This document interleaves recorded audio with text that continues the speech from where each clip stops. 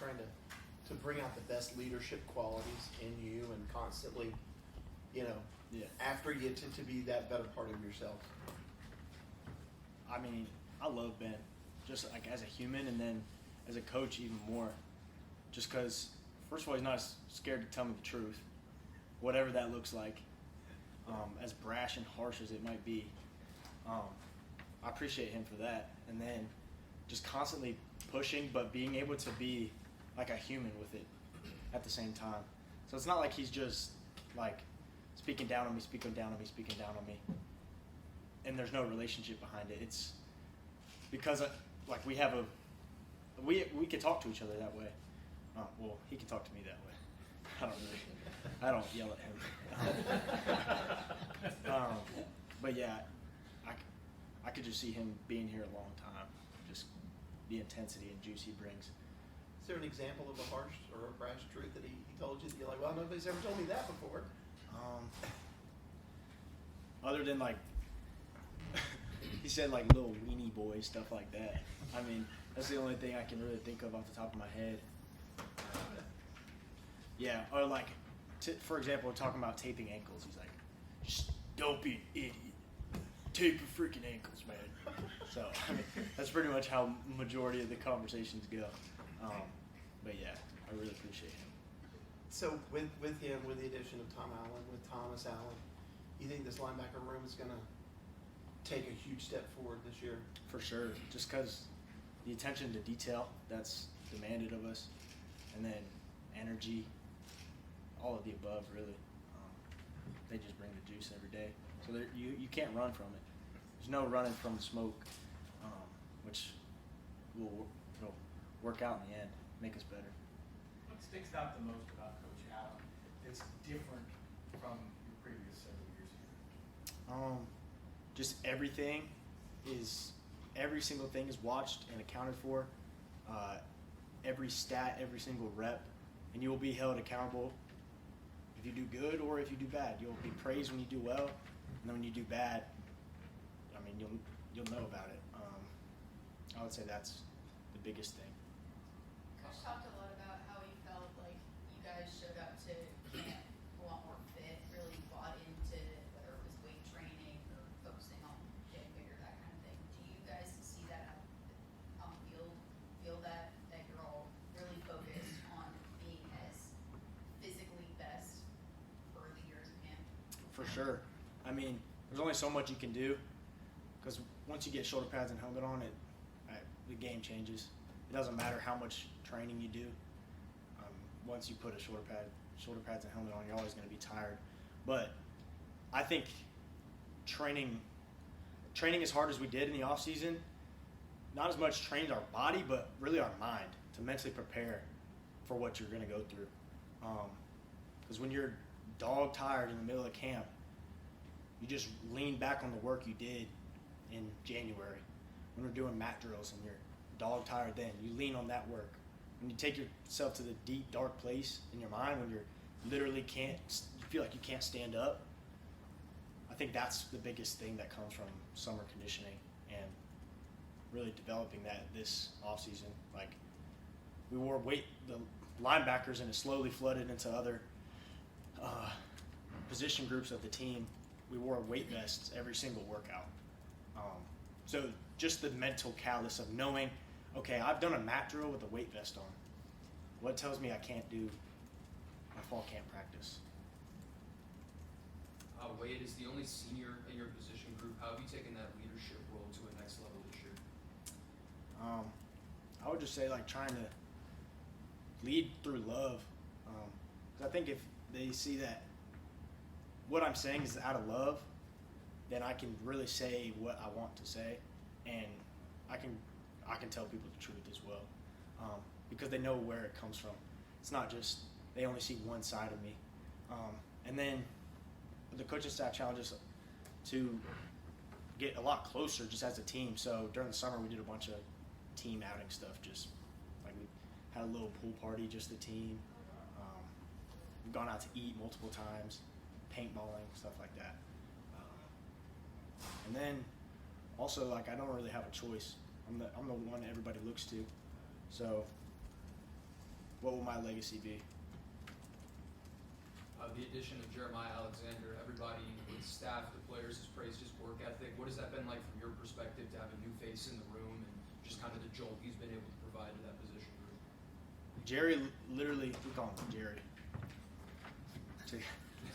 Crazy nickname, right? He literally doesn't stop working out. A couple weeks ago, I came here. It was like a 5:30 p.m. on a Friday, and I came to get some blue Powerades.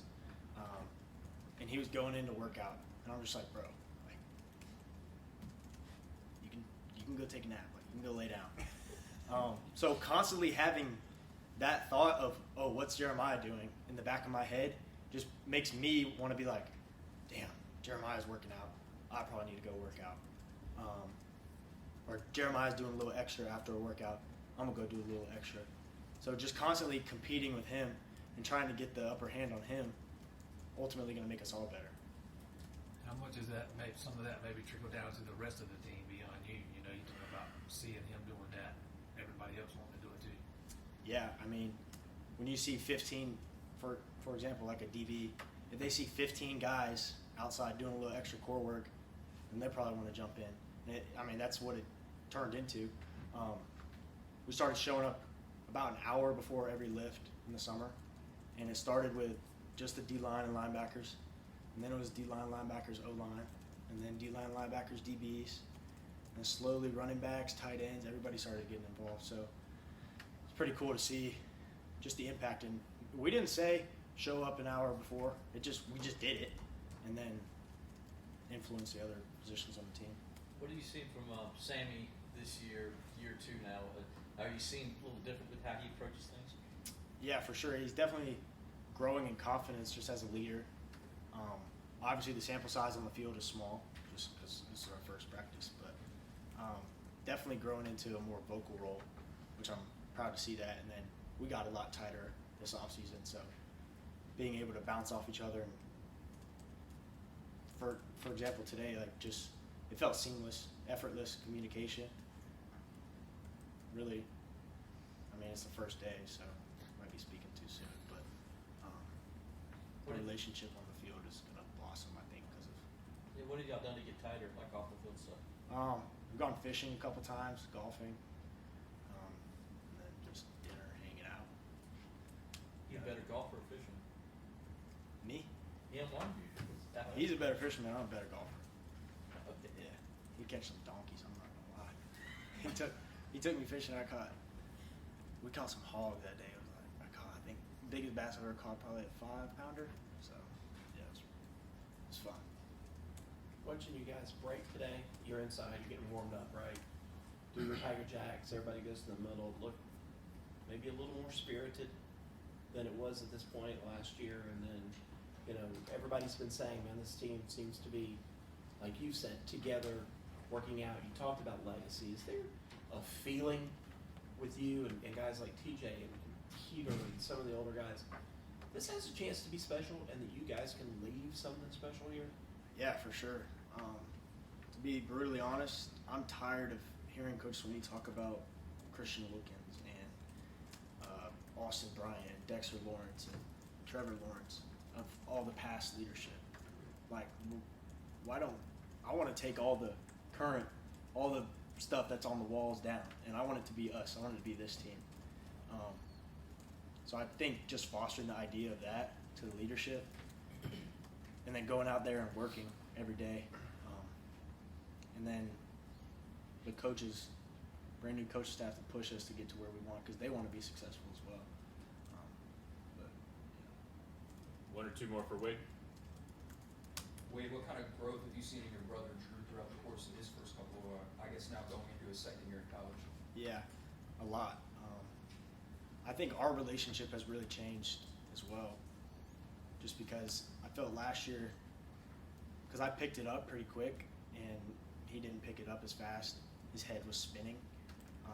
So I had to learn how to not be so demeaning and learn, like, okay, he's just a freshman. He's going to figure it out. But I really, this summer, you can see it starting to click. You can see his wheels turning now. He's starting to process things and predict things, which is really cool to see. and then his body as well. Like, the dude's biceps were huge. We talk about that all the time, me and my dad. But really just the mental aspect is what I like to see. 'Cause it's like him developing as a football player, and that's, you make plays with your brain. Do you think the opportunity to lead your brother and maybe even give him some tough love, as you were saying at times, has helped you with your leadership role for all the rest of the guys? Yeah, for sure. Just because I know that he's the one person who's not afraid to talk back and tell me the truth. Just because we grew up together. I go to him for feedback all the time. So I think hearing what the people have to say can make you a better leader. It's like having a president who doesn't listen to what the people say. It's like dictatorship. So trying to just learn from the young guys. What do the young guys think? How can I be better?